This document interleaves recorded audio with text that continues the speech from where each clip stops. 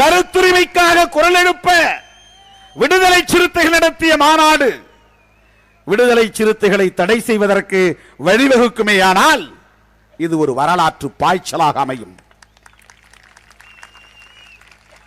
இது மாபெரும் பாய்ச்சலாக அமையும். தமிழகத்தின் மிகப்பெரிய சக்தியாக விடுதலை சிறுத்தைகள் வளருவார்கள். ஏனென்றால் அப்படித்தான் நாங்கள் மைல்கல்லாக பாய்ந்து வந்து கொண்டிருக்கிறோம். செந்தகரம்பட்டிக்கு போகக்கூடாது என்றீர்கள், மீறினோம். மேலவளவுக்கு போகக்கூடாது என்றீர்கள், மீறினோம். மேலூரிலே பேரணிக்கு தடை விதித்தீர்கள், மீறினோம்.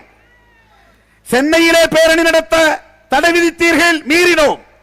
கடலூரிலே பேரணி நடத்தக்கூடாது என்று தடுத்தது மட்டுமல்ல, திருமாவளவன் கடலூர் மாவட்டத்திற்குள்ளேயே நுழையக்கூடாது என்று தடை விதித்தீர்கள். அதை தவிடுபடியாக்கினோம். அதே கடலூரில் திருமாவளவன் எங்கள் செல்ல பிள்ளை என்று அங்கீகரிப்பதை போல 2.5 லட்சம் வாக்குகளை வாரி வழங்கினார்கள். தமிழ்நாட்டு ஊடகங்கள் எதுவாது அதை பதிவு செய்தனவா?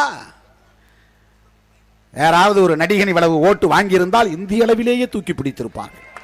ஆகா ஓஹோ என்று எழுதியிருப்பார்கள்.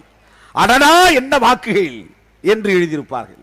10 நாள் இடைவெளியில் திருமாவளவன் பெற்ற வாக்குகள் 2,25,000 வாக்குகள்.